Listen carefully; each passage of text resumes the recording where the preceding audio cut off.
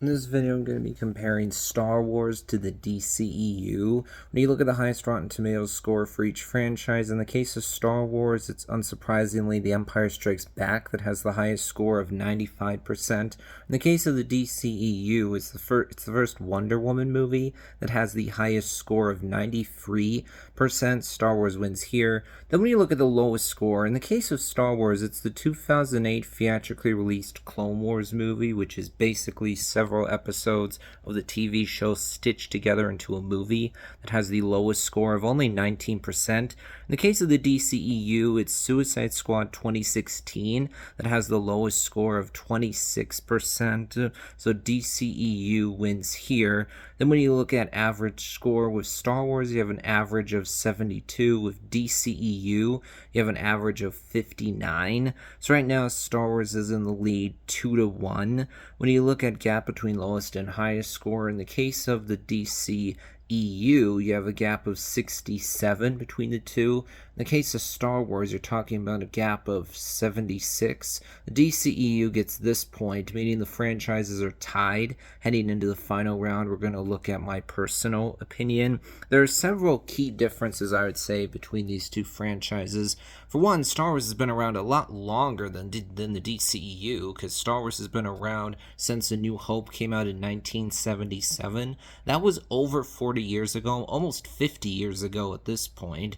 Thus, Star Wars is a multi-generational franchise. In the case of the dceu, it only was around for 11 years, from 2013 to 2024, actually 2023, so only 10 years, thus not anywhere near as long.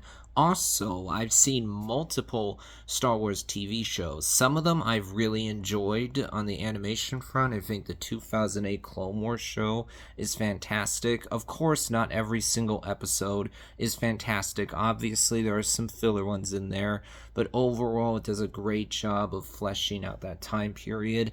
I enjoy Rebels. It certainly has its flaws. There's characters that absolutely have plot armor. The Empire oftentimes comes off as very incompetent. The stormtroopers in particular tend to be presented as just absolute buffoons, but I think there's a lot of good things about Rebels as well. I enjoyed Bad Batch. I've enjoyed Visions and Tales of the Jedi so far. Admittedly, I think Tales of the Empire are not quite as good as Tales of the Jedi, but still not bad. And then on the live action front, I've enjoyed Andor, the first 2 seasons of The Mandalorian, but of course there's also been some really big disappointments on the TV front when it comes to Star Wars. While I think there are good things about Ahsoka, overall I think the show was nowhere near as good as it should have been.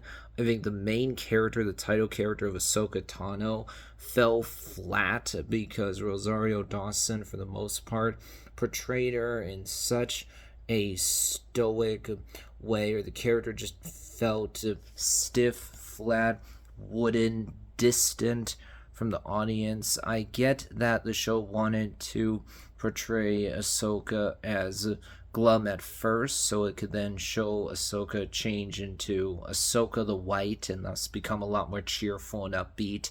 But still, I thought there's just not enough energy here. I think the show failed to capitalize on potential that it had to be much better. I think Book of Boba Fett was an absolute mess. I mean, the fact that you had 2 episodes of a different TV show just shoved into the Book of Boba Fett, 2 episodes of The Mandalorian just shoved into Book of Boba Fett, felt so weird. In the case of Kenobi, that show was nowhere near as good as it should have been. There was just sloppy production stuff, inexcusably lazy writing, a filler episode, even though there were only 6 episodes. Then I didn't even watch Acolyte. Everything I heard about the show made me go, ooh, no, this show is not worth my time. There are other things that I'd rather watch. When it comes to the dceu, you had only one TV show, that being Peacemaker. I will say quickly when it comes to Star Wars, there's also Resistance. I have not watched that show. It doesn't interest me at all. I thought Peacemaker was very well done. Not the kind of show I'm ever looking to rewatch because of how much language it has. That was annoying to me. But still, overall, I think the show worked. Now, when it comes to the quality of the movies, I think that Star Wars has been pretty inconsistent. I'm, of course, a fan of the original trilogy. Yes, I think Return of the Jedi isn't as strong as A New Hope or Empire Strikes Back. I'm someone that's always not been a fan of the Ewoks. I just don't like the stormtroopers being presented as so comically incompetent that they're just beaten by cute, cuddly teddy bears with primitive weapons. It makes me laugh out loud. I think that while Luke's journey, his arc across the three films is really well done, it's really powerful, but at the same time, Luke comes off in Return of the Jedi is just so reserved, so stoic, so dead serious all the time, so on mission that the personality just gets choked out. Where there's only a few moments in the movie where Luke really has much of a personality. For the most part, he just comes off more as just wise, stoic Jedi that's dead serious pretty much the whole time. Don't get me wrong, the moment where Luke snaps after Vader threatens Leia is really powerful. To see Luke actually resist the dark side is really powerful, but I think that Luke's not quite as interesting here. And also the moment where Luke tells Leia the truth about who his father is and the fact that he and Leia are sisters, I think doesn't hit as hard as it could have because there's a big, huge elephant in the room the scene is not addressing, and if it had been addressed, the scene would have been better. What I'm talking about here is that neither character actually flat out says, wait a minute, Luke and Leia are both the children of Darth Vader. That's not directly addressed in the scene itself. You don't have that moment of Leia being like, the person who was right there when my home planet was blown up, the person who had me tortured is my father. That's a huge deal. And yet it's not being addressed, so I think the scene just falls a little bit flat. But still, overall, I think the movie does absolutely work. When you get to the end, you're like, yeah, this is absolutely a satisfying conclusion to the trilogy. This does feel right. I'm not a fan of the prequels. Sure, I think that Revenge of the Sith is not as bad as Phantom Menace or Attack of the Clones, but I don't think that's really saying much. Not a fan of the sequels. Sure, The Force Awakens is a fun movie to watch. It's certainly entertaining. Obviously, John Williams is a great composer, so he composes some good music. There's absolutely action that's well done, but I think the movie comes off as too much of a rehash of A New Hope. Plus, it also deeply undermines the ending of the original trilogy, just undermines all the victory that was earned at the end of the original trilogy, and instead has this much more cynical, jaded, and mean-spirited feel to it. That, oh, your heroes are just pathetic, stupid losers. Oh, screw those dummies. Oh, they didn't accomplish anything at all. It was all for nothing. And then I think Rian Johnson has a really different vision of Star Wars than a lot of people, including myself. Technically speaking, of course, there are good things about The Last Jedi. Obviously, there are good visuals in there, but I think there is some big story problems, however. Then Rise of Skywalker, even more so than The Last Jedi already did, just exposes the fact that Lucasfilm, Kathleen Kennedy didn't know what they were doing with the sequel trilogy. They didn't have a plan, they didn't have a roadmap or an outline. They were just making stuff up as they went along. It's like, seriously, this is what Star Wars has turned into. I still haven't even seen Solo. It just doesn't interest me. So I'm like, okay, yeah, the film doesn't make the big mistakes the prequels or sequels do. A lot of things about the movie are competent, but at the same time, I don't care about Han Solo's backstory. It just doesn't interest me. I don't think it's in any way important for either the story or Han Solo's character. And I'm like, you're answering questions I was never asking and providing answers that I just do not want. I mean, who cares at all about how Han Solo got his name? It's such a minor thing. It shouldn't be in the movie at all. I've seen the Clone Wars movie before, and I mean, I enjoy these versions of the characters, these versions of Anakin, Obi-Wan. There's, of course, action that's entertaining in that movie, but it also feels like this should never have been released in the theaters as a movie. This should have been just released as episodes of the TV show, because it feels like episodes of a TV show stitched together into a movie.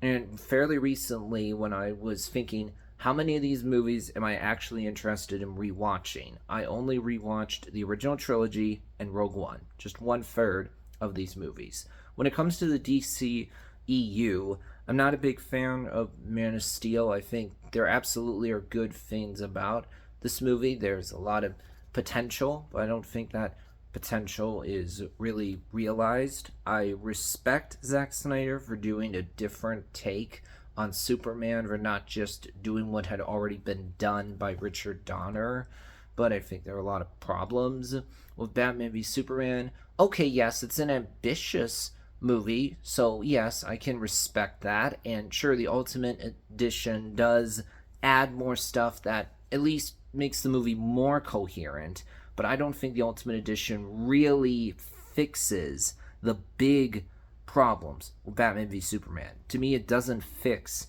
the fact that Batman and Superman are darkly dressed, mopey hypocrites that are staring each other about and criticizing the other for doing exactly what they're already doing. The plot's overly complicated. There's too much going on, too many characters. The movie shows that Warner Brothers was rushing into the Justice League. Batman v Superman has just some of the most forced world building I've ever seen. Lex Luthor's plan is ridiculously complicated. Jesse Eisenberg isn't a talentless actor, but the problem is his version of Lex Luthor comes off as so incredibly quirky, neurotic, weird, with him making all these high-pitched Mickey Mouse noises. To me, he comes off much more like the Riddler or the Joker, but not Lex Luthor. I'm sitting here going, how is this guy in charge of a company? Because all these people would surely be thinking, this guy needs some mental health, some mental help. He needs to go to some kind of institution. Because he just comes off when he's speaking in public as just so neurotic. I'm like, how is this guy running a big company? I just don't buy it. When it comes to 2016 Suicide Squad, yikes, this is a Frankenstein monster of a movie where Warner Brothers just screwed the whole thing up due to them overreacting to everything. Because David Ayer set out to make one movie, and then Warner Brothers came in and changed it to something completely different. David Ayer has been very vocal about the fact that the movie that was released is not the movie he wrote. It's not the movie the actors signed on for. Warner Brothers saw how successful Deadpool was and saw how Batman v Superman underperformed, and they just hit the panic button, and thus they had the trailer people come in and just do a whole bunch of reshoots for Suicide Squad, do a bunch of re-editing to make the movie more like Deadpool, to make it more funny and more entertaining. So when you watch the movie, you could just feel the reshoots. You can feel how this is not a movie from one filmmaker with a vision. It's a movie that was hijacked by a bunch of executives, people at the studio that didn't know what they were doing. And Wonder Woman is really good. It certainly has issues when you get to the third act, but overall it works. Then you get Justice League, which is a really cynical attempt by Warner Brothers to convert Zack Snyder dark Justice League movie into an Avengers-esque lighthearted Justice League movie from Joss Whedon. Those two directors are so different from each other that they're just not compatible at all. The worst part of all this is the fact that Warner Brothers took advantage of a real-life tragedy in Zack Snyder's personal life to take the movie away from him, convert it into something totally different, convert this long 3-hour movie into a much shorter 2-hour movie, so we get just the Cliff Notes version of Justice League with a whole bunch of bad jokes thrown in. And I think that Zack Snyder's cut of Justice League is great, and I really enjoyed Aquaman and even Aquaman 2. I think it has more flaws compared to the first film, but I still had fun with it. I really enjoy The Flash and think it's a huge shame that this movie was hurt by just so many things. By the time it came out, there were way too many allegations against Ezra Miller, so a lot of people were turned off by that, and the fact that Warner Brothers did nothing to address these very serious allegations.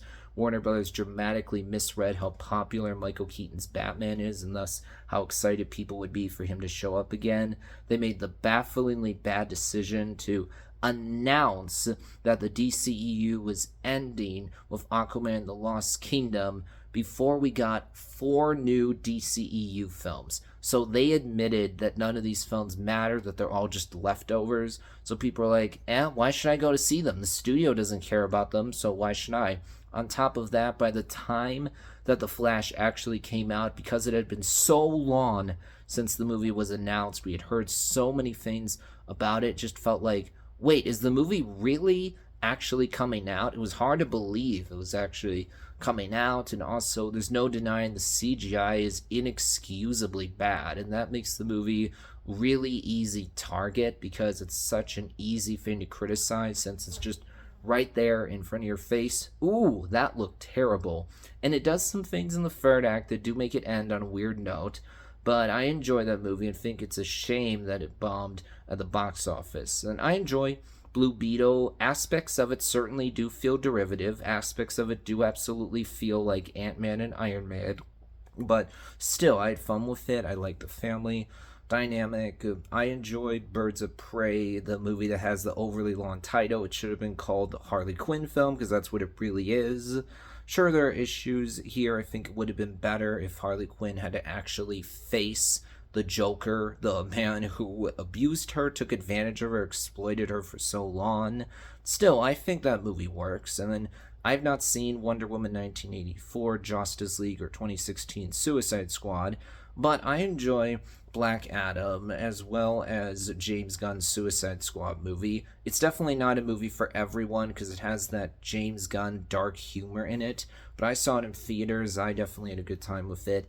And then I think Shazam 2, it's a perfectly fine, competent movie. That's not one of the worst comic book movies ever made. It's not a disaster, but it just comes off as bland and generic.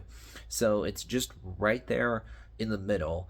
Overall, I think the biggest difference between Star Wars and the DCEU is that on the one hand, you have a shared universe that was horribly run by Warner Brothers. It was a disaster, a train wreck as a shared universe, though obviously there are good to great movies within it.